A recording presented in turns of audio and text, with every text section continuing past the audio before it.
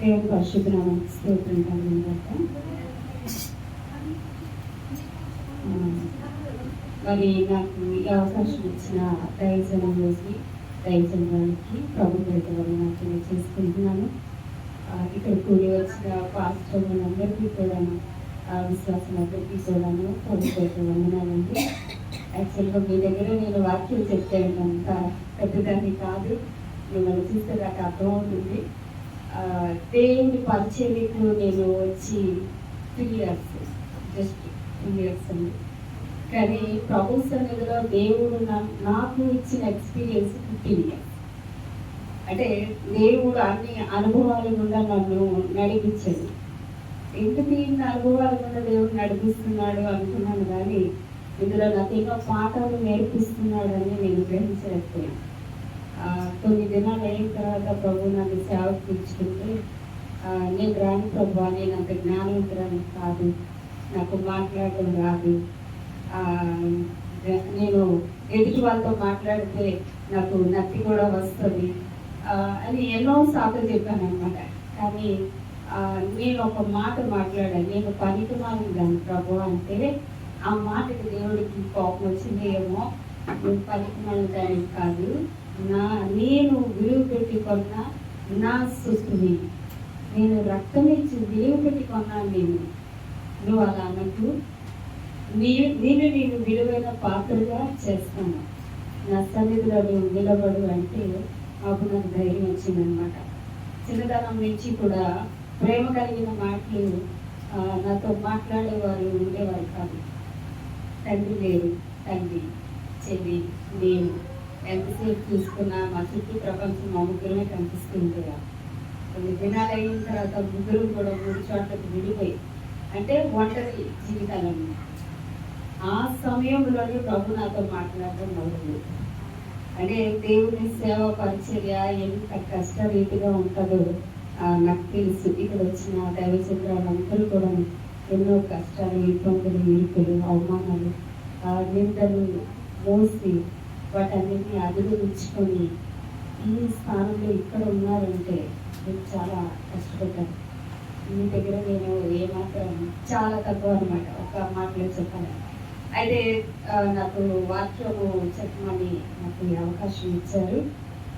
ప్రభుత్వ మహిమ కలుగును గాక. పరిశుద్ధాత్మ దేవుడు మనతో మాట్లాడింది. వాక్య పరిచయంలో వెళ్దాము. హెబ్రీయులకు రాసిన పత్రిక 10వ అధ్యాయము 37-38 వచ్చింది. చదవండి. వచ్చుచున్నవాడు ఆలస్యం చేయకవచ్చును, నా ఎదుట నీతిమంతుడైన వాడు విశ్వాస మూలముగా జీవించును గాని అతను వెనుక తీసిన ఎడల అతని యందు నా ఆత్మకు సంతోషం ఉండదు. సరే, కాలం ఏమైందండి? కొంచెముగా, అంటే చాలా తక్కువ సమయం అన్నమాట. మనం మన జీవితంలో ఏదైనా చేయాలనుకున్నప్పుడు టైము చాలా షార్ట్గా ఉన్నప్పుడు మనం ఏం చేస్తాం, గబుగా అన్ని పనులు చేస్తూ ఉంటాం. ఇక్కడ కాలము దేని గురించి చెప్పబడుతుందంటే ప్రభు యొక్క రాకడ గురించి. అందరికీ తెలిసిందే ఇది. అయితే ప్రభు యొక్క రాకడ గురించి కాలము బహు కొంచెముగా ఉంది. అయితే అక్కడ 2వ వచనం కింద వచనాలు ఏం చెప్తున్నారంటే ఒకసారి చదవండి మరొకసారి. నా ఎదుట నీతిమంతుడైన వాడు విశ్వాస మూలముగా జీవించును. ఒక నిమిషం అండి. నీతిమంతుడైన వాడు విశ్వాస మూలముగా జీవించును అంటే ముందు నీతిమంతుడిగా ఉన్న విశ్వాస మూలం అనేది అక్కడ ఉండాలి. అంటే మనకు కావలసింది నీతితో పాటు విశ్వాసము. అంటే ప్రభు వచ్చే రాకడలోనట మనకి ఏమి కనుక్కుంటారట? విశ్వాసము చూరగొందినా నేను, విశ్వాసము కనుగొందినా నేను, వీళ్ళలో విశ్వాసం ఉందా, విశ్వాసముతో వీళ్ళు నిలబడ్డారా? దేవుని నమ్ముకునే తర్వాత మనం అందరం విశ్వాసమే, కానీ విశ్వాసంలో నిలబడిపోయినప్పుడు మనం విశ్వాస వీరులు అయిపోతాం అన్నమాట. అందుకే హెబ్రీ పత్రికలోని విశ్వాస వీరుల జాబితా ఉంటుంది. బహుశా ఈ విశ్వాసుల వీరుల జాబితాలోని నాకు తెలిసి మనం కూడా ఉండే ఉంటాం. అంటే తర్వాత లిఖింపబడలేదు కదా, కానీ ప్రభు సన్నిధిలోని పేర్లు లిఖింపబడలేదు అన్నమాట. మనము ఉండే విశ్వాసాన్ని బట్టి ప్రభు ఏం చేస్తారంటే మన పేర్లు లిఖించుకుంటారు, మన పేర్లని గుర్తు పెట్టుకుంటారు. అంటే ఒక వ్యక్తి నీతిమంతుడిగా ఉండగలడా? లోకంలోని చాలా మంది దుర్మార్గులుగా ఉంటారు, చాలా కోపిష్ఠులుగా ఉంటారు, ఎన్నో భయంకరమైన విపత్తులు జరుగుతూ ఉన్నాయి. కానీ ప్రతి ఒక్క మనిషిలోనంట ఒక సాఫ్ట్ కార్నర్ ఉంటుందంట. ఆ వ్యక్తి మార్పు చెందడానికి ఆ సాఫ్ట్ కార్నర్ ఉపయోగపడుతుంది అనమాట. ఆ చిన్న ఆ మంచి మనసు ఉపయోగపడుతుంది. ఆ మనసుని పెద్ద చేయగలవారు ఎవరంటే మనం ఎవరు కాదండి, ఒక్క దేవాది దేవుడు మాత్రమే. ఆయన వాక్యము మాత్రమే ఆ హృదయాన్ని మార్పు చెందించగలదు. దానికి చక్కనైన ఉదాహరణ ఏంటి? అపోస్తలుడైన పౌలు. ఆయన జీవితం ఏ విధంగా ఉండేది ముందు, తర్వాత ఏ విధంగా మారింది, చక్కనైన ఉదాహరణ అన్నమాట. అతనే మనకి. అంటే ఇంతకు ముందు ఆయన ఎలా ఉండేవాడు? నేను ఇంతకు ముందు దూషకుడును, హింసకుడును, హానికరుడను, కానీ దేవుని దగ్గరికి వచ్చిన తర్వాత నేను ఏ విధంగా మారిపోయానో తన సాక్ష్యం చెప్తూ ఉంటాను అన్నమాట. అంటే ఆ జీవితము మార్పు ఈ లోకంలో కూడా చాలా మంది గురించి మనము సాక్ష్య రూపంలో వింటూ ఉంటాం. ప్రభు అంట మనుషుల్ని సృష్టించినప్పుడు మన పోలిక చెప్పున మన స్వరూపంలో నిర్మించుదాము అని అన్నారు. అంటే దేవుని స్వరూపంలో మనమున్నాం, దేవుని పోలికలో మనమున్నాం, దేవుని హృదయం కూడా మనకుండే ఉంటుంది, దేవుని నీతిమత్వం కూడా మనకుండే ఉంటుంది, దేవుని యొక్క ప్రతి లక్షణాలు కూడా మనలో పెట్టే ఉంటారు. కానీ లోకములో ఉండే పరిస్థితులను బట్టి మనం ఏమైపోయామంటే మలినమైపోయాం అన్నమాట.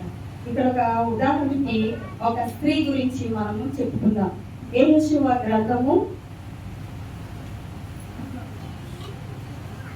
2వ అధ్యాయము 1-2 వచనాలు.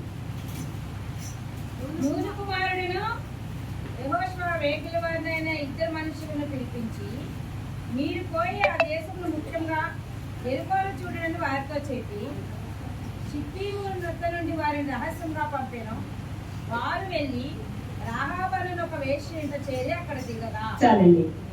ఇక్కడ వేగులు వారు ఇశ్రాయేలీలు అన్నమాట.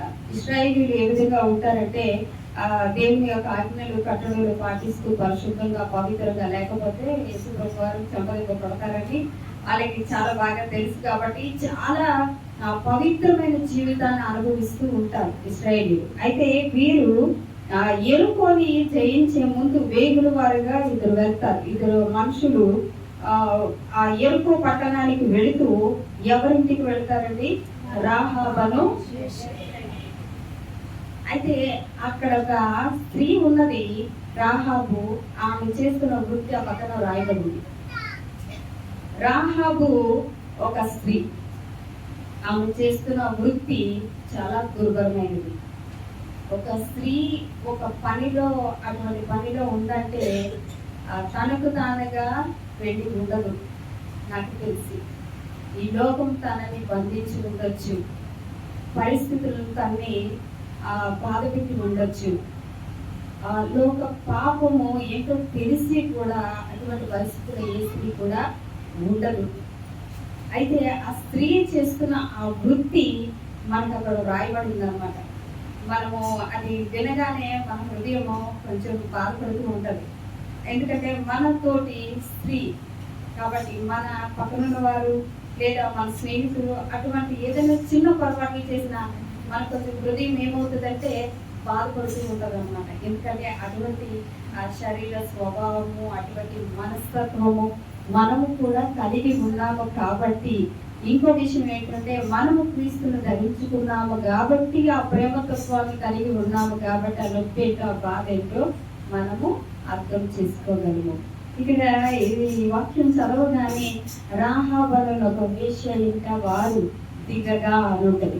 ఇశ్రాయేలీలో ఒక పరిశుద్ధంగా ఉన్నవాళ్ళు అటువంటి ఇంటికి వెళ్ళొచ్చా? వెళ్ళకూడదు. ఎందుకు వెళ్ళారు? ఎందుకు వెళ్ళారంటే అది దేవుని సంకల్పము. ఎందుకు వెళ్ళారు అనేది పక్క వచనాల్లో రాసి ఉంటుంది, ఒకసారి చదవండి. అదే 2వ అధ్యాయము 10-11 వచనాలు. మీరు ఐగుప్తు దేశంలో నుండి వచ్చినప్పుడు మీ ఎదుట యెహోవా ఎర్ర సముద్రమును నీళ్లను ఎలాగో ఆరిపోజేసెనో, యోర్దాను తీరమునున్న అమోరీల ఇద్దరు రాజులైన సీహోనుకును ఓగునుకును మీరేమి చేసిరో అనగా మీరు వారిని ఎలాగో నిర్మూలన చేసిరో ఆ సంగతి మేము వింటిమి.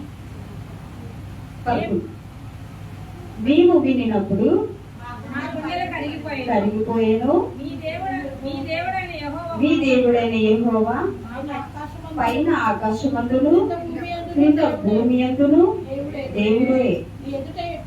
మీ ఎదుట ఎట్టి మనుషులకైనను ధైర్యం ఏమాత్రము ఉండదు అని చెప్తుంది అనమాట. అంటే దేవుని యొక్క ఉన్నతత్వాన్ని, దేవుని యొక్క గొప్పతత్వాన్ని అక్కడ వివరించి చెప్తుంది. ఎవరికి? ఇశ్రాయేలీయులకి తెలియదు ఆ విషయము, తెలుసు. కానీ మీ దేవుడు ఇలా చేశారంట, ఇన్ని గొప్ప కార్యాలు చేశారంట, ఇన్ని గొప్ప పనులు చేశారంట. అబ్బా, అవన్నీ వింటుంటే మా గుండెలు ఏమయ్యాయి? కరిగిపోయాయి. అంటే అప్పటికి ఆమె ఏం చేసింది? దేవుణ్ణి తెలుసుకొని దేవుని గురించి ధ్యానించుకుంటుంది, దేవుని గురించి ఒప్పుకుంటుంది అనమాట. ఇంత గొప్ప దేవుడు ఇంకొకరు లేరు అని హృదయంలో ఒప్పేసుకుంది. ఆ ఒప్పుకోలు జరిగింది కాబట్టి ఇశ్రాయేలీయులు వారిద్దరు కూడాను ఆమె ఇంటికి వెళ్ళడానికి అవకాశం లభించింది. దేవుని నామానికి స్తోత్రం కలిగింది. అంటే హృదయ పరిపక్వత వీరు రాకముందే ఆమె జీవితంలో జరిగిపోయింది. దేశంలో ఉన్నవారు అందరూ ఒక విధంగా ఉంటే ఈమె మాత్రం ఏం చేస్తుందంటే దేవుణ్ణి ధ్యానించుకుంటూ ఉంటుంది, దేవుని యొక్క గొప్పతనాన్ని తెలుసుకుంటూ, ఈయన ఇంత గొప్ప దేవుడా, ఇంత గొప్ప దేవుడు మీ ఇశ్రాయేలీయులు కలిగి ఉన్నారా అని భయము కలిగి జీవిస్తూ ఉందన్నమాట. ఇటువైపు ఆమె చేస్తున్న వృత్తి భయంకరమైనది అప్పటికీ కూడాను దాంట్లోని దిగజారిపోకుండా ఆమె ఏం చేస్తుందంటే దేవుణ్ణి మైండ్ లో పెట్టుకుంది, హృదయంలో పెట్టుకుంది. ఏ విషయంలోనైనా మనము ఒక భయంకరమైన అది విన్నప్పుడు మనం ఏం చేస్తాం? దాని గురించి ఎక్కువగా ఆలోచిస్తూ ఉంటాం అన్నమాట. కానీ ఇక్కడ ఈమె, ఆ స్త్రీ ఏం చేసిందంటే దేవుని గురించి ఎక్కువగా ఆలోచించడం మొదలుపెట్టింది. అందుకే నేను అంటాను, దేవుడే వారిని ఆమె ఇంటికి పంపించింది. అదే లాస్ట్, తన జీవితం ఇంకా మారిపోయింది. ఆ జీవితం మారిపోవడానికి దేవుడు ఎంత చక్కటి అవకాశాన్ని ఆమెకు ఇచ్చారంటే, ఆ ఊర్లోని ఎంతో మంది స్త్రీలు ఉంటారు, రాణులు ఉంటారు, మరి డబ్బున్న వారు ఉంటారు, చదువు కలిగిన వారు ఉంటారు, అందం కలిగిన వారు ఉంటారు. కానీ ఈమె ఇంటికి మాత్రమే దేవుడు ఎందుకు పంపించారంటే, వాళ్ళు ఎవరికి హృదయం లేదు, ఈమెకు మాత్రమే ఎవరి మీద ఉంది? దేవుని మీద మాత్రమే హృదయం ఆనుకొని ఉందన్నమాట. అందుకే ఆ కుటుంబము, ఆ యొక్క స్త్రీ రక్షింపబడడానికి ఏమైందంటే ఒక మార్గం తెరవబడింది. వెగులు వారు ఇరువురు కూడాను ఆమె ఇంటికి వెళ్ళడం, ఆమెతో మాట్లాడడం, ఆమె వీరిని రక్షించడం. ఆ రాజభటులు కూడా వచ్చినప్పుడు వచ్చిన మాట నిజమే, కానీ వారు ఏ దారిలో వెళ్ళిపోయారో నాకు తెలియదు అని ఆమె చెప్పడం. చేస్తున్న పనులన్నీ కూడాను దేవుడికి విరుద్ధమైన పనులే. దేవుడు ఆజ్ఞల్లో ఏం చెప్పారు? వ్యభిచరించకూడదు, దొంగిలించకూడదు, అబద్ధం చెప్పకూడదు. ఇవన్నీ మనకి 10 ఆజ్ఞల్లో ఉంటాయి అన్నమాట. ఏ ఒక్కటి కూడా ఆమె చేయలేదు. కానీ ఏ విధంగా రక్షింపబడింది? ఒకే ఒక్క మాట, నీతిమత్వము. ఒక్క మాట, నీతి క్రియలు చేయడం. ఆమె నీతి క్రియ ఒక్కటే చేసింది. ఏం చేసిందంటే వారిని దాచిపెట్టి, వారు నశించిపోకూడదు, ఎందుకంటే వీళ్ళు ప్రతిష్ఠించబడిన జనాంగము, వీళ్ళు పరిశుద్ధంగా జీవించే జనాంగము, వీళ్ళు రక్షింపబడాలే గాని వీరు ఈ విధంగా నశించిపోకూడదని వాళ్ళు ఏం చేసిందంటే దాచిపెట్టి వారిని కిటికీ గుండా బయటికి పంపించడం జరుగుతూ ఉందన్నమాట. అప్పుడు ఒక ప్రమాణం చేసుకుంటారు. 12వ వచనంలో చూసుకుంటే, నేను మీకు మీరును నా తండ్రి ఇంటికి ఉపకారం చేసి నాకు నిజమైన ఆనవాళ్ళు ఇచ్చి నా తండ్రియు నా తల్లియు నా అన్నదమ్ములను నా అక్క చెల్లెండ్రులను వారు కలిగిన వారందరూ తాగకుండా బ్రతకనిచ్చి రక్షించినట్లుగా దయచేసి యెహోవా తోడని ప్రమాణము చేయడని చాలండి. అయితే అక్కడ ఒక ప్రమాణం చేయించుకుంటుంది, నేను మిమ్మల్ని రక్షించాను కదా, అయితే మీరు తప్పకుండా వస్తారు, ఈ ఎరుకో పట్టణాన్ని కొల్లగొడతారు. ఆమెకు అర్థమైపోయింది, వీళ్ళు వచ్చారు అంటే తప్పకుండా వీళ్ళు మళ్ళా తిరిగి వస్తారు, వచ్చి ఎరుకో పట్టణాన్ని కొల్లగొడతారు. ఆ సమయంలో నన్ను, నా కుటుంబాన్ని మర్చిపోవద్దు, నా తండ్రిని, నా తల్లిని, నా కుటుంబాన్ని మర్చిపోవద్దు. సేమ్ సిచ్యువేషన్ మనము కూడా ఈ విధంగానే ఉంటున్నాం ఈ లోకములోని, ఈ పరిస్థితుల్లోని. ప్రభు ఒక్కసారి ఆ ప్రభు సన్నిధిలో మనం రక్షింపబడి ఆయన యొక్క రక్తం యొక్క ఆ యొక్క ఆనవాల్ని మనము కట్టుకుని తర్వాత దేవుడి దగ్గర మరగడుతూ ఉన్నప్పుడు ప్రతిసారి ఏమంటాం, ప్రభు నా కుటుంబాన్ని జ్ఞాపకం చేసుకోండి, నా అన్నదమ్ములను జ్ఞాపకం చేసుకోండి, నాకు చెల్లెలు జ్ఞాపకం, ఇంకా వాళ్ళకి రక్షణ లేదు, వాళ్ళని తెలుసుకోలేకపోతున్నారు. ఇంత వాక్యం వింటున్నా సరే వాళ్ళు ఎంతో దుర్భరమైన పరిస్థితిలో ఉన్నారని మనం ఏం చేస్తాం, వెక్కి వెక్కి ఏడ్చి ఏడ్చి ప్రార్థన చేస్తూనే ఉంటాం. మన ప్రార్థన గదిలో ఉన్న ప్రార్థన పక్కనున్న వరకు కనిపించదు, వినిపించదు, కానీ దేవుడు మన ప్రార్థన ఆలకిస్తూ జవాబు ఇవ్వడానికి సిద్ధముగా ఉంటారన్నమాట. ఇప్పుడు ఈమె ఆ ప్రమాణం చేయించుకుంటుంది, ఎలాగ మనుషులు వచ్చారు కదా, నాకు ప్రామిస్ చేయండి, ఎలాగైనా సరే మమ్మల్ని రక్షించండి, ఈ ఎరుకో వారి దగ్గర నుంచి మమ్మల్ని రక్షించండి అని అడుగుతుంది అనమాట. అంటే రక్షణ, దేవుని యొద్ద నుంచి రక్షణ అడగడం అన్నమాట. ఎందుకంటే మనం రక్షింపబడటమే కాదు, మన చుట్టుపక్కల వాళ్ళందరూ కూడా రక్షింపబడాలి. అదే దేవుని యొక్క ఇష్టం, దేవుని యొక్క కోరిక, దేవుని యొక్క ప్రణాళిక. అయితే మన చుట్టూ ఉన్న వారి కొరకు మనం ప్రార్థన చేస్తుంటే, మనం ఎంత ప్రార్థన చేస్తుంటే అంత వ్యతిరేకతలు ఎదురవుతూ మనకు ఉంటాయన్నమాట. ఎవరి గురించి ప్రార్థన చేస్తే వాళ్ళే మనల్ని తిడుతూ ఉంటారు. ఎవరి గురించి మనము ఉపవాసం నుండి ప్రార్థన చేస్తామో ఆ సాయంత్రం వాళ్ళ చేత మనం తింటూ ఉంటాం. చాలా బాధ అనిపిస్తూ ఉండొచ్చా, నీకోసం నేను ఇంతవరకు ప్రార్థన చేశానా అని అనిపిస్తూ ఉంటుంది. కానీ దేవుడి దగ్గర మనము ప్రార్థన ఆల్రెడీ చేసాం కాబట్టి ఆ మాట అనకూడదంటే, దేవా వెళ్ళి క్షమించండి, దేవుడు మాకు ఒక క్షమాపణ ఒకటి నేర్పించారు కదా, ఏం చేస్తున్నారు మీరు తెలియదు కాబట్టి వెళ్ళి క్షమించారు. మనము కూడా అదే స్వతంత్రించుకోవాలి, దాన్నే మనం అన్వయించుకోవాలి, దాన్నే మనం నిజమైన పెట్టుకోవాలన్నమాట. ప్రతి విషయం కూడా ప్రభువుని మనం గుర్తుకొచ్చిస్తూ ఉండాలి. మనం నడుస్తున్న దారిలో కావచ్చు, మనం చేస్తున్న పనిలో కావచ్చు, మన సమాజంలో కావచ్చు, మన ఉద్యోగ పరిస్థితుల్లో కావచ్చు, సేవ చేస్తున్న సేవ పరిచర్యలో కావచ్చు, అనేకమైన భయంకరమైన విపత్తులు వస్తుంటాయి. కానీ దేవుడు నీ ముందున్నాడని గుర్తుపెట్టు. నా ప్రభువు నా ముందుంటుండగా నాకెందుకు భయము, నేను దెబ్బలు తింటుంటే ఆయన తగ్గుతూ ఉంటది. నన్ను తిడుతున్నారు కదా, ఆ మాట ఆయనకు కూడా వినిపిస్తూ ఉంటది. ఆ ధైర్యం కలిగి ఉండాలన్నమాట. ఒకసారి నేను భయంకరమైన పరిస్థితిలో ఉన్నాను, నాకు చాలా ఇరుకులు ఇబ్బందులు ఎదురయ్యాయి. రాత్రికాల సమయంలో పడుకున్నాను, భయానికి నా బాడీ షివరింగ్ అయ్యి నిద్ర పట్టట్లేదు నాకు. అయితే నేను పడుకున్నాను, నా వీపు దగ్గర ఒక నల్లటి మనిషి నిలబడి ఈ మాత్రం కత్తి పట్టుకొని నా వీపు దగ్గర గుచ్చుతున్నాడు అన్నమాట. గుచ్చుతుంటే నేను వెనక్కి చూస్తున్నాను, నా కాళ్ళు ఉడుకుతున్నాయి. అది నిజంగా నాకు కనిపిస్తుంది. నా ముందుకు తిరిగేసరికి ఆ వ్యక్తి యొక్క మెడ దగ్గర ఒక మొన, అంటే సూది మొన లాంటిది ఉంది. ఇది ఏ సూది మొన అని ఇక్కడ నుంచి ఆ పైకి చూసేసరికి ఎక్కడో ఉందన్నమాట కత్తి. ఆ పట్టుకున్న వాళ్ళు ఎవరో నాకు కనిపించట్లేదు, కానీ పైనుంచి మళ్ళీ కిందకి చూసేసరికి నాకు తల దగ్గర వాళ్ళు పాడాలి. మీకు అర్థమవుతుందండి? అంటే నా తల దగ్గర దేవుడు నిలబడ్డాడు, నా వీపు దగ్గర దురాత్మ నిలబడింది, నా వీపుని గుచ్చడానికి సిద్ధంగా ఉంది. అయితే నువ్వు అది గుచ్చితే ఈ కత్తి నీ మెడలకు పడుతుందని దేవుడు పెట్టాడు దానికి.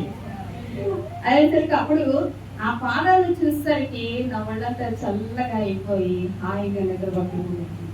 అంటే దేవుడు మనల్ని ఎల్లప్పుడూ కాపుదలగా ఉంటాడు అనడానికి ఒక ఉదాహరణగా నేను చెప్పానమ్మా. ఇప్పుడే కాదు, మనము ఏ విషయంలో మనం బయటికి వెళ్ళినా, వస్తున్నా, మాట్లాడుతున్నా, ఏ పరిస్థితిలో ఉన్నా సరే దేవుడు మనకు తోడుగా ఉంటాడు. మనము చదువుకున్న వాక్యం ద్వారా మనతో మాట్లాడుతున్న వాక్యం గుర్తొస్తూ ఉంటది అన్నమాట. మనం రోడ్డు మీద నడుస్తున్నప్పుడు కూడా మనకు వాక్యం గుర్తొస్తూ ఉంటది అప్పుడప్పుడు కదా. అంటే ఏదైనా ఇందులో జారిపోతానేమో, ఇందులో తప్పిపోతానేమో అని భయము కలిగి జీవిస్తాము కాబట్టి మనకు వాక్యం గుర్తొస్తుంది. భయం లేదనుకోండి వాక్యమే గుర్తురాదు, దేవుడే గుర్తురాదు, ప్రార్థన చేసుకోవాలనే మనసే రాదు, దేవుని సన్నిధిలో గడపాలనే మనసే మనకు రాదు. అయితే ఇక్కడ ఈమె ఏం చేసిందో ఒక ప్రమాణం చేయించుకుంది, ఎలాగైనా నా కుటుంబాన్ని రక్షించు అన్నది. సరే రక్షించు అనేసి ప్రమాణం చేయించుకుంది. వాళ్ళు వెళ్ళిపోయారు. కొంతకాలం అయ్యింది. ఎంతకాలము నాకు తెలిసి వీళ్ళు పక్కన ఉన్న కొండ మీద 3 రోజులు ఉన్నారు. తర్వాత యెహోషువ దగ్గరికి వెళ్ళి విషయం చెప్పిన తర్వాత వాళ్ళు మందసాన్ని ఎత్తుకొని కొన్ని రోజులు నడిచారు. ఆ తర్వాత రాళ్ళని నిలబెట్టడానికి కొన్ని దినాలైంది. తర్వాత సున్నతి చేయించుకున్నప్పుడు వాళ్ళందరూ సిక్ అవుతారు. సిక్ అయినప్పుడు అందరూ ఇంత లక్షల మంది జనాంగం సిక్ అయిన వాళ్ళు బాగుపడాలంటే దాదాపు ఒక 10 రోజులైనా పడతారు. అంటే ఒకరికి జ్వరం తొందరగా తగ్గుతుంది, కొంతమందికి లేటుగా తగ్గుతుంది, కొంతమంది ఇంకా బలహీనంగా ఉంటారు. అందరూ బాగుపడిన తర్వాత కానీ అంతవరకు మీరు పాలెము ఆ యొక్క స్థితిలో ఉండండి అని అన్నారు దేవుడు. అంటే ఆ యొక్క యోర్దాను నది ఒడ్డిన వాళ్ళందరూ కూడా ఉన్నారన్నమాట సున్నతి చేయించుకున్నంత వరకు. ఈ రోజులన్నీ గడిచిపోతుంటే నాకు ఒక విషయం అర్థం అవ్వలేదు. ఈ లోపు రాహాబు తప్పు చేసిందా? నేను అంటాను చేయదు. ఎందుకంటే వాళ్ళ గురించి వెయిట్ చేస్తారు, వాళ్ళు వచ్చి రక్షిస్తారు. నేను ఈ లోపు దేవునికి విరుద్ధంగా నేను తప్పు చేయకూడదు. నీతి అనేది నేను తెలుసుకున్నాను కాబట్టి విశ్వాస మూలంగా నిరీక్షణ కలిగి నేను జీవించాలి, కానీ నేను తప్పు చేయకూడదు అని సిద్ధపడిపోయింది. నేను అనుకుంటాను ఈ లోపు ఆమెకు ఎన్నో అవాంతరాలు ఎదురయ్యవచ్చు. ఎవరైనా రావచ్చు, ఒప్పుకోకపోతే కొట్టచ్చు, బాధించవచ్చు, విపరీతమైన ఇబ్బందులు పెట్టచ్చు. స్త్రీగా ఆమె ఎన్నో ఇబ్బందులు పడవచ్చు, కానీ తప్పు మాత్రం చేయలేదు. పవిత్రమైన జీవితాన్ని నేను పొందుకోవాలి, నేను సంతరించుకోవాలి అని అనుకుంది. ఆ జీవితంలో నిలబడిపోయింది అన్నమాట. ఇశ్రాయేలీయులు ఎప్పుడు వస్తారని కిటికీలో చూస్తూనే ఉంది. మనల్ని రక్షించేవారు, మనకి ఇష్టమైన వారు వస్తున్నారంటే మనం ఏం చేస్తాం? డోర్ దగ్గర నుంచి చూస్తాము, లోపలికి వస్తాము, మళ్ళీ చేసుకుంటాం, మళ్ళీ బయటకు వెళ్తాం, మళ్ళీ వస్తాం. నేను జాబ్ చేస్తున్న సమయంలో నేను రాత్రి 10:30-11 గంటలకు బస్సు దిగేదాన్ని. మా అమ్మ ఇంట్లో ఉండేది, ఫోన్ ఉండేది కాదు. అయితే ముందు బయలుదేరినప్పుడే నేను ఫోన్ చేసేదాన్ని, అమ్మ నేను వచ్చేసరికి 11 అవుతుంది, నువ్వు కంగారు పడుతుంది, జాగ్రత్తగా వస్తాను. అయితే మా అమ్మ ఏం చేసేది, ఈలోపు ఎన్ని మైళ్ళు తిరిగిందో, మైళ్ళు అంటే ఎక్కడికో వెళ్ళలేదు, గుమ్మం దగ్గరికి, ఇంట్లోకి, గుమ్మం దగ్గరికి. అంటే తల్లి ప్రేమ అలా ఉండదు అన్నమాట. ఎన్నిసార్లు తిరిగిందో తెలియదు, కానీ నేను 11:30కి ఇంటికి వచ్చేసరికి రోడ్డు మీద ఉంటాను. నువ్వు పడుకోలేదా అంటే, నువ్వు ఒకదాని వస్తున్నావు కదమ్మా. ప్రేమ అంటే ఈ లోకంలో ఉండే తల్లికి అంత ప్రేమ ఉన్నప్పుడు మనల్ని ఇంత కని పెంచి తన రక్తంతో కడుక్కొని శుద్ధులుగా చేసుకొని మనల్ని తన అరిచేతిలో చెక్కుకొని తన కౌగిట్లో భద్రపరుచుకున్న ప్రభువుకి మన మీద 100 కన్నా ఇంకా 100 రెట్లు ఎక్కువ ప్రేమ ఉంటుంది. అంటే ఆమె నిరీక్షణని మనము జ్ఞాపకం చేసుకోవాలి. మన సేవ పరిచర్యలు కూడా ఇది చాలా ముఖ్యమైనది. నిరీక్షణ, నిరీక్షణ, ప్రభువు కోసం నిరీక్షణ, పరిస్థితుల కోసం నిరీక్షణ. ఇది ఎప్పటికైనా తొలగిపోతుంది. ఈ అడ్డుకట్ట ఎప్పటికైనా తొలగిపోతుంది. ఈ బంధం ఎప్పటికైనా పోతుంది. ఇది నా జీవితంలో ఉండదు. ఎల్లకాలం దేవుడు నన్ను బాధ పెట్టరు, ఎల్లకాలం దేవుడు నన్ను విడిచిపెట్టుకొని ఉండరు అని ధైర్యం కలిగి జీవించాను అన్నమాట. అంత పాపము చేసిన ఆ యొక్క పట్టణంలో ఆమె ఉన్నా సరే పాపము అట్టు పెట్టుకోకుండా ఆ కొన్ని దినాలు ఉన్నది. ఆ కొన్ని దినాలు అంటే ఏంటంటే మనం ఈ లోకంలో జీవించి తినాలి. ఒకసారి మనము రక్షింపబడక మునుపు మన జీవితము ఏ విధంగా ఉంది. ఇప్పుడు కమల పువ్వు తెలుసు కదండి, కమలం అది ఎక్కడ పెరుగుతుంది? బురద నీళ్ళలో పెరుగుతుంది. ఆ నీటిలో దిగిన వాళ్ళు మళ్ళీ వస్తారా? ఎంతో ప్రాక్టీస్ ఉంటేనే కానీ ఆ వ్యక్తి రాడనమాట. ఆ లోపల మడ్డి, ఆ కొన్ని కొన్ని ఏంటవి పురుగులు, పాములు లాంటివి చాలా ఉంటాయి అన్నమాట. దిగడానికి కూడా మనసు రాదు. కానీ కమల పువ్వును చూస్తే ఏమనిపిస్తుంది, ఎంత బాగుంది, తీసుకోవాలి, కోసుకోవాలి, కానీ కోసుకోలేదు. ఎందుకంటే అది మధ్యలోనే జీవిస్తూ ఉంటాం. నాకు తెలిసి ఆ నీటిలోకి రాయి ఏదో మనం విసిరినప్పుడు ఆ బురద నీరు దాని మీద తులుతుంది కదా. తుల్లినప్పుడు అది ఏం చేస్తుందంటే ఆ నీరు దానికి అంటుకోకుండా దాన్ని పడేస్తుంది. దానికి ఒక స్వభావం ఉంటుంది అన్నమాట. దాన్ని తలతన్యత అంటారు. ఆ స్వభావం ఏం చేస్తుందంటే దాన్ని బురదకు అంటుకోకుండా దాని ప్రత్యేకతను, దాని అందాన్ని కాపాడుకునే విధంగా దానికి ఒక స్వభావం ఉంటుంది. అదే యేసుక్రీస్తు ప్రభువు. మనకి కూడా ఈ లోకంలోనే బురదని, ఈ లోకంలోని కలంకాన్ని అంటుకోకుండా దేవుడు మనల్ని కాపాడుతూ ఉన్నారు. అందుకే సంగమ మనం అంటాము, మచ్చలేనిది, డాగు లేనిది సంఘము, సార్వత్రిక సంఘంలో కలపడాలంటే నువ్వు అంత మచ్చ లేకుండా నువ్వు ఉండాలి. నీ మీద డాగు ఉండకూడదని ప్రభు చెప్తారు.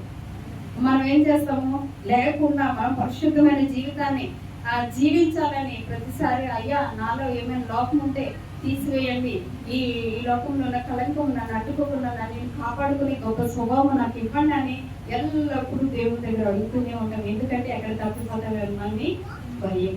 ఒకవేళ తప్పిపోతే దేవుడు నన్ను స్వీకరించడేమో, దేవుడు నన్ను ఒప్పుకోడేమో, నీ పరిచర్యలో లోపం ఉంది అని అంటారేమో, నీ ప్రార్థనలో లోపం ఉంది అంటారేమో అనే భయం అన్నమాట.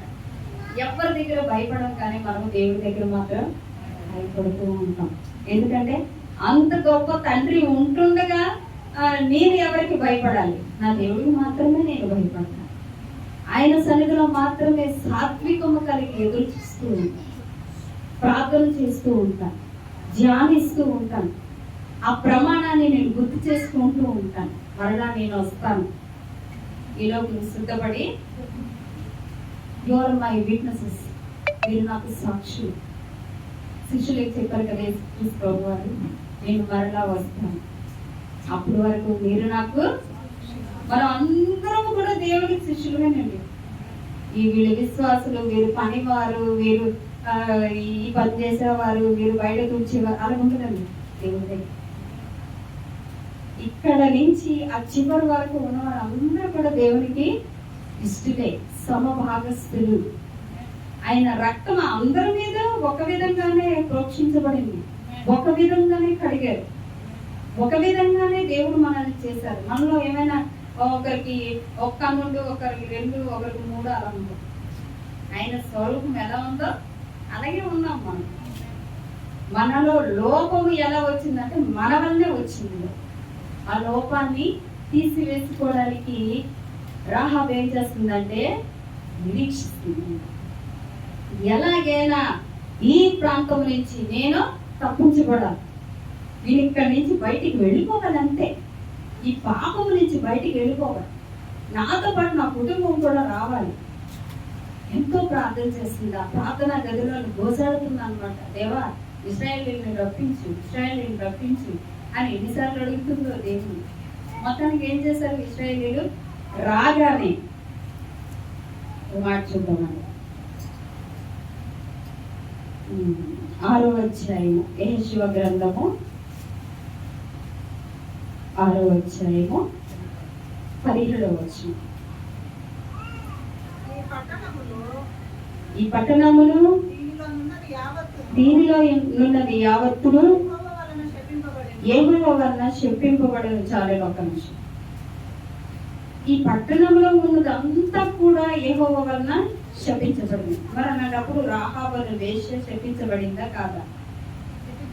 ఆమెను ఏ విధంగా దేవుడు రక్షించారు? ఈ శాపమును నేను తీసివేస్తాను.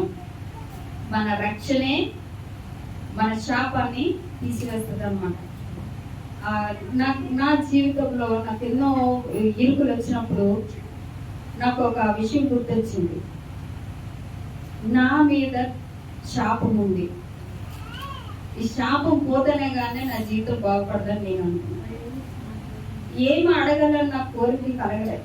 ప్రభు సన్నిధిలో 3 దినాలు ఉపవాసం ఉన్నాను. ప్రభు నా మీద ఉన్న శాపం తీసివేయండి అని ప్రార్థన చేశాను.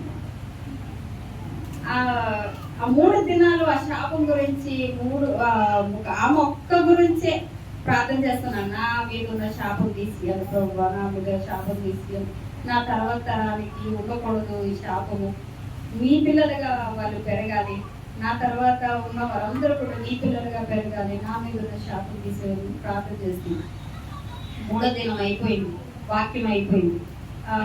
చివర దైవజన్ అంటున్నారు, ఇక్కడ చాలా మంది చాలా విషయాల నిమిత్తం ప్రార్థన చేశారు. ఒకరు కుటుంబ రక్షణ కొరకు ప్రార్థన చేశారు, ఉద్యోగాల కొరకు ప్రార్థన చేశారు, వివాహాల కొరకు ప్రార్థన చేశారు అని అన్నీ చెప్పారు. లాస్ట్లో అన్నారు ఒక్కరు శాపం గురించి ప్రార్థన చేశారు అన్నారు. అనేసరికి నేను ఒకసారి తులు పడ్డాను అన్నమాట. ఒకసారి నాకు కొంచెం భయం వేసి నాకు చేపలు పడుతున్నాయి. శాపం గురించి ప్రార్థన చేశారు. ప్రభు నీ మీద ఉన్న శాపాన్ని తీసేస్తాను. అప్పుడు నుంచి ఫ్రీ అయిపోయాను నేను. నా మీద ఉన్న భారం ఏదో బండం ఏదో తీసి పక్కన పెట్టేసినట్టు నేను ఫ్రీ అయిపోయాను అనమాట. ఆ తర్వాత నుంచి దేవుడు నాకు అనుభవాలు చూపించడం మొదలు పెట్టారండి. ఆత్మ ఫలం, నువ్వు ఫలించు, నువ్వు ఫలిస్తే నీ ఫలముల కొరకు నేను వస్తాను, నేను వచ్చి నీ పరిచర్య నేను అధికం చేస్తాను. ఫలములు లేని చెడు దగ్గర దేవుడు వచ్చేసరికి ఎలా ఉందండి, అది చాలా ఫలము లేకుండా ఉందన్నమాట. దేవుడికే ఫలము లేనట్టు కనిపిస్తే మరి ఆయనకి ఎలా కనిపిస్తుంది? నేను అన్నాను, ప్రభు నేను మాత్రం ఫలము లేకుండా ఉండకూడదు, నీ కొరకు ఒక్క ఫలాన్ని నేను ఫలించే ఆ కృప నాకు ఇవ్వండి అని నేను ప్రార్థన చేసుకునేది. కానీ అన్ని ఫలాలు, ప్రేమ దగ్గర నుంచి ఆశ నిగ్రహం వరకు అన్ని ఫలాల్ని కూడా ఏ విధంగా ఫలభరితంగా జీవితంలో చేసుకోవాలో దేవుడు అనుభవాలు చూపిస్తూ ఉంటే నొప్పి బాధలు భరించలేకపోయింది. ఒక్కసారిగా పరిశుద్ధాత్మ దేవుడు తీసుకెళ్లి చీకట్లో వదిలేస్తే ఎంత భయంకరంగా ఉంటుందో ఆ భయంకరాన్ని కూడా నేను అనుభవిస్తాను. నేను అన్నాను, ప్రభువా నువ్వు ఉన్నావా, నాకు చీకటే కనిపిస్తుంది అని అనేది. కానీ లాస్ట్లో మాత్రం దేవుడు నీ పక్కనే నేను ఉన్నానని నాకు గుర్తు చేస్తాను. పక్కన కనిపించి నాకు చూపించాను, నీ ఎన్నాళ్ళు నువ్వు లేవని నేను అనుకున్నాను ప్రభా, నీ చీకట్లో ఉన్నానని, నేను ఒంటరిగా బ్రతుకుతున్నానని నేను చాలా బాధపడిపోయాను.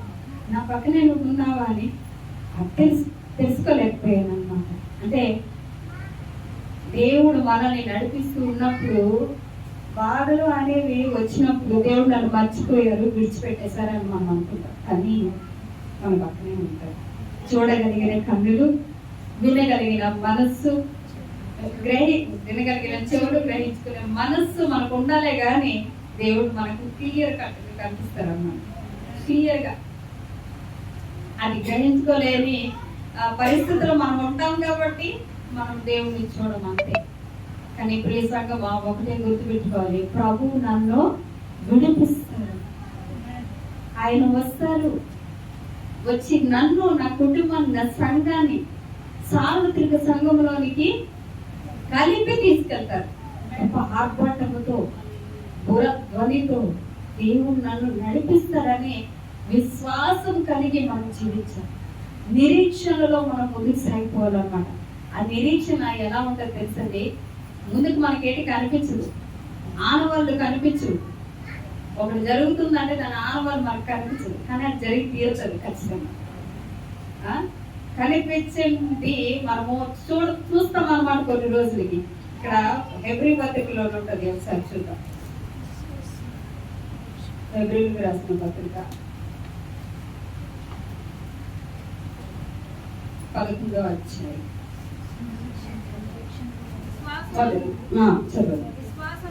విశ్వాసం అన్నది నిరీక్షింపబడు వాటి యొక్క నిజ స్వరూపం,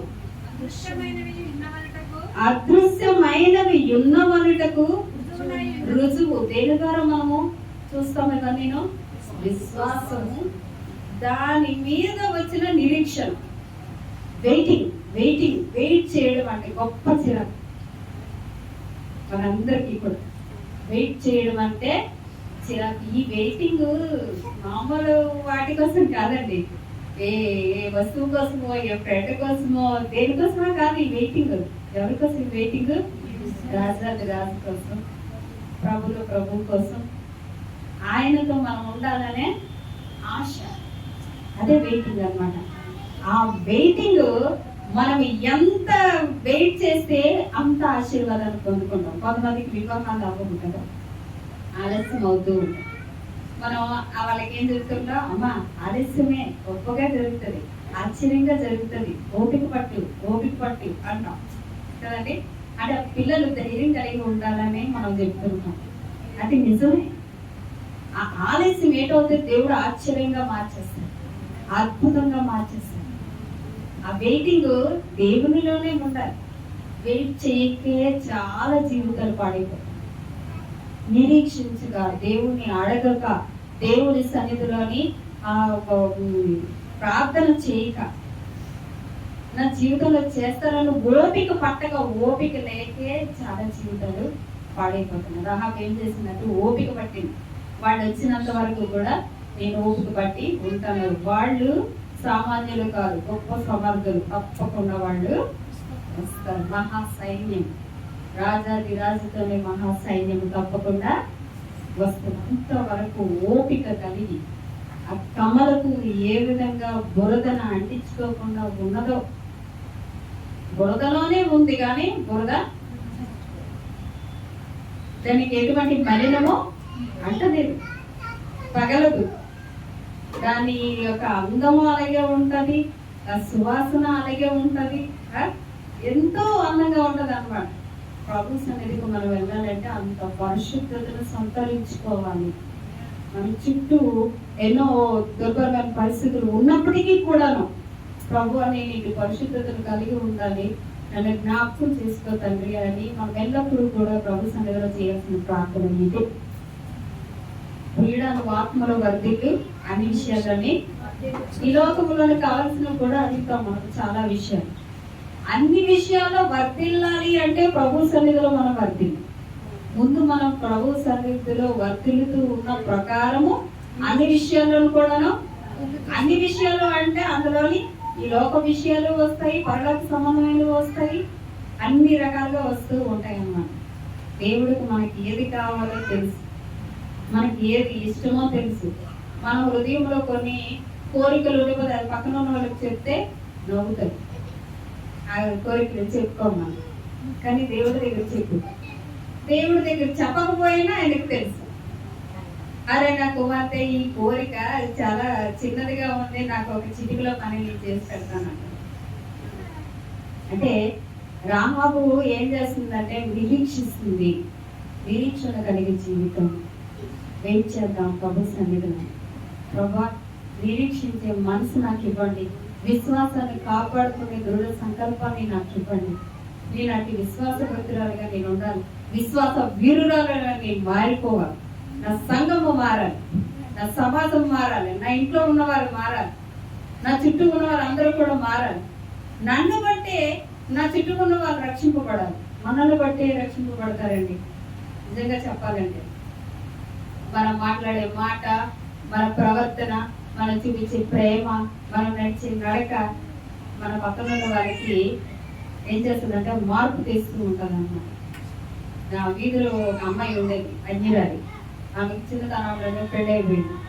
చిన్నపిల్లలు ఇద్దరు ఉండేవారు. నేను స్కూల్కి వస్తూ పోతూ ఉండి మళ్ళీ ఇంట్లోకి వెళ్ళిపోతే నాకు ఒక మాట అన్నది వీధిరాకి, అక్క ఒక నిమిషం ఆగా అన్నది. ఆగింది. ఏమమ్మా అంటే ఇంట్లోకి వెళ్ళామంటే మరి బయటికి రావక్క, మాట్లాడదామన్నా కనిపించింది అంట. అమ్మ నేను దేవుడితో మాట్లాడుకోవాలి కదా ఇంట్లోకి వెళ్ళిపోయి. నాకు ఉన్నదే కొంచెం సమయం, ఎందుకంటే ఉదయం నుంచి సాయంకాలం వరకు స్కూల్లో ఉంటాను. దేవుడితో మాట్లాడడానికి మరి నాకు సమయం ఉండదు కాబట్టి సాయంకాలం అయితే నేను ఫ్రెష్ అప్ అయిన తర్వాత మరి నేను దేవుడితో మాట్లాడుకోవాలి కదా అంటే, ఏం మాట్లాడతావా కానీ మాటలు మాట్లాడితే నీకు జవాబు చెప్పడానికి కూడా నా దగ్గర జవాబు ఉండదు. అంటే ఆ వ్యక్తులు మార్పు ఏ విధంగా చెందుతారంటే మన ప్రవర్తన బట్టి, మన మాటలు బట్టి. నాతో మాట్లాడటానికి, నేను చెప్పే మాటలు వినడానికి ప్రత్యేకంగా వచ్చేది అమ్మాయి. రక్షింపబడాలి, మన చుట్టూ ఉన్న వాళ్ళు రక్షింపబడాలి అంటే మనం ఏం చేయాలి? రక్షణ దారాన్ని కట్టుకోవాలి. మనము కట్టుకోవడం కాకుండా ఆ యొక్క గృహములోని అందరినీ నిలబెట్టుకోవాలి. అంటే అక్కడ రాహాబు ఏం చేసిందంటే కుటుంబంలో ఉన్న వారందరినీ కూడా తీసుకొచ్చి ఇంట్లో పెట్టుకుంది. అంటే అప్పటి వరకు ఇంట్లో ఎవరు లేరా అంటే ఎవరు ఉండరండి నాకు తెలిసి. ఎందుకంటే ఆమె చేస్తున్న పని అటువంటి. తల్లి కానీ తండ్రి కానీ కుటుంబీకులు కానీ ఎవరు ఆ ఇంట్లో ఉండరు, తను ఒక్కదానే ఉంటుంది. ఒక్కసారి రక్షణను తీసుకున్న తర్వాత వాళ్ళందరూ రక్షింపబడాలని అందరికీ సువార్త చెప్పే ఉంటుంది. వాళ్ళ కుటుంబం మొత్తానికి సువార్త చెప్పి వారిని ఇంట్లోకి రండి, ఈ ఇంట్లో వస్తేనే మీరు రక్షింపబడతారంటే వారందరూ కూడా ఇంట్లో. 22వ వచనం ఒకసారి చూద్దాం. అయితే యెహోషువ ఆ వేశ్య ఇంటికి వెళ్ళి మీరు ఆమెతో ప్రమాణం చేసినట్లు ఆమెను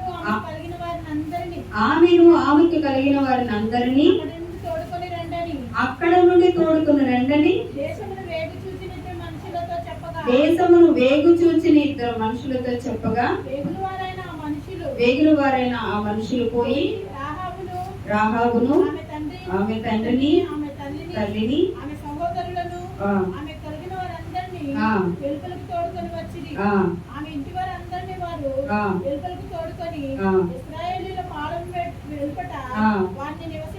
చాలండి. ఇంట్లో ఉన్న వారిని మాత్రమే తోడుకొని వచ్చారు, బయట ఉన్న వాళ్ళని తోడుకొని రాలేదు. ఎందుకంటే బయట ఉన్న వాళ్ళు రక్షింపబడలేదు అని అర్థం అన్నమాట.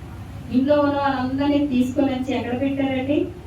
ఇశ్రాయేలుల పాలెము వెలుపట వారిని ఎందుకు వెలుపటించారు? అప్పుడు వరకు కూడా శపించబడిన ప్రాంతం నుంచి వచ్చారు కాబట్టి వీరు పరిశుద్ధతను సంతరించుకోవాలి, దానికి కొంత సమయం పడుతుంది కాబట్టి వాళ్ళని పాలెము వెలుపట ఉంచడం జరిగింది. అంతేగాని వాళ్ళని మీరు దూరంగా మీరు ఎరుక నుంచి వచ్చారు అని మాట్లాడారు. రక్షించడమే భయంకరమైన ఆ ఊరు నుంచి వారిని రక్షించారు. ఆ ఊళ్ళో ఉన్నదంతా కూడా శపించబడినప్పుడు ఈమె ఎలాగా శపించబడింది అయ్యి ఉండలేదు అంటే దేవుని మీద ఆనుకుంది. ఆమె కుటుంబం అందరూ కూడా రక్షింపబడ్డారు. తర్వాత వీళ్ళు ఇశ్రాయేలులో కలిసిపోయారు. ఆ తర్వాత ఈమె ఎవరిని వివాహం చేసుకుంటదండి? రాహాబు భర్త పేరు షల్మాను వివాహం చేసుకుంటది. తర్వాత కుమారుని కంటది. తర్వాత బోయసు ద్వారా ఆ యొక్క యూదా గోత్రంలోనే వీరందరూ కూడా యూదా గోత్రంలో ఉన్న షల్మాను వివాహం చేసుకోవడానికి రాహాబుకు ఒక అవకాశం దేవుడు ఇచ్చారన్నమాట. అంటే మనిషి యొక్క వృత్తిని బట్టి కాదు, పరిస్థితులు బట్టి కాదు, నివసించే ప్రాంతాన్ని బట్టి కాదు, ఆలోచనలను బట్టి కాదు, మనుషుల్ని మనము తక్కువ అంచనా వేయకూడదు. వాళ్ళనే దేవుడు ఎక్కువగా చూస్తున్నారేమో, వాళ్ళనే ఎక్కువ ప్రేమిస్తున్నారేమో, ఈ సంఘాన్నే ప్రేమిస్తున్నారేమో, ఈ సంఘంలో ఉన్న వాళ్ళని ఇంకా ఎక్కువగా ఆశీర్వదించడానికి దేవుడు వస్తున్నారేమో, ఆయన గుమ్మం దగ్గర ఉన్నారేమో. ఆహ్వానించుకోవాలన్నమాట. ప్రభువా, మనుషులు పై రూపాన్ని చూస్తారు కానీ నువ్వేం చూస్తావు? దావీదుని అందరూ ఎలా చూస్తారంటే, చిన్నాడు నువ్వు పక్కకు జరుగు, నువ్వేం చేయలేవు అన్నాడు. కానీ ఆ గొలియాతుని ఎవరు చెప్పారు? దావీదే చెప్పాడు. దేవుడు చేసే పనులు ఏ విధంగా ఉంటాయి? పెంట కుప్పల నుంచి దీనులను లేవనెత్తువాడు. పెంట కుప్పలు అంటే అది ఎందుకు పనికిరంది అనమాట. దాన్ని అందరూ ఊరు అవతల విసిరి పారేస్తారు. కానీ ఆ కుప్ప మీదే ఒక్కొక్కసారి పరిమళ వాసన గల పువ్వులు కూడా మొలుస్తుంది. కాబట్టి దేవుని యొక్క చిత్తానికి, దేవుని యొక్క ఉద్దేశానికి అన్ని మనం విడిచిపెట్టుకోవాలి. దేవుడు మనకి దర్శనాలు ఇస్తారు, కళలు ఇస్తారు. నీ విధంగా నడుగు, నీ సంఘాన్ని ఈ విధంగా నడిపించు, నీ కుటుంబాన్ని ఈ విధంగా నడిపించుకో అని నీకు ఒక మంచి ఆలోచన ఇస్తూ ఉంటారు. దేవుడి దగ్గర నుంచి ఆలోచన తీసుకోవాలి కానీ పక్కనున్న వారి దగ్గర నుంచి ఆలోచన నాకు ఎవరు చెప్పట్లేదు అని అనుకుంటే నువ్వు అడగట్లేదు దేవుడిని. అంటే దేవుడిని అడిగితే దేవుడు ఖచ్చితంగా చెప్తారనమాట. మనకి ఒకటి ఎక్కువైపోయింది ఏంటంటే రెండో బోధ. అవ్వమ్మకి అప్పుడు వరకు దేవుడు సహవాసంతో ఉండి అనేకమైన మంచి మంచి మాటలు చెప్పు ఆయన సహవాసం చేస్తూ ఉంటే అవ్వమ్మకి ఏ బోధ ఇష్టమైంది? రెండో బోధ. సత్యం చెప్పిందే ఇష్టమైంది. అలాగే ఉంది ఈ లోకంలో కూడా మనం అలాగే ఉన్నాం. కాబట్టి ఆ రెండో బోధకి వెళ్ళదు. నీతో దేవుడు సంఘంలోని దైవజనులతోని వాక్యం ద్వారా ఏం చెప్తున్నారో అదే మొదటి బోధ, అదే మంచిది. దాని మీద దృష్టి పెట్టుకోవాలి. పక్కన ఉన్న వాళ్ళు చెప్తారు కానీ ఇది మంచిదా చెడుదా అనే వివేచన జ్ఞానం కూడా నీకు ఉండాలన్నమాట. మళ్ళీ ఆ జ్ఞానం కూడా దేవుడే ఇస్తాడు. స్త్రీకి ఖచ్చితంగా కావలసింది పరిశుద్ధమైన జ్ఞానము. ఆ జ్ఞానం లేకపోతే మనం ఏది పడితే అది టపటప మాట్లాడుతూ ఉంటాం అన్నమాట.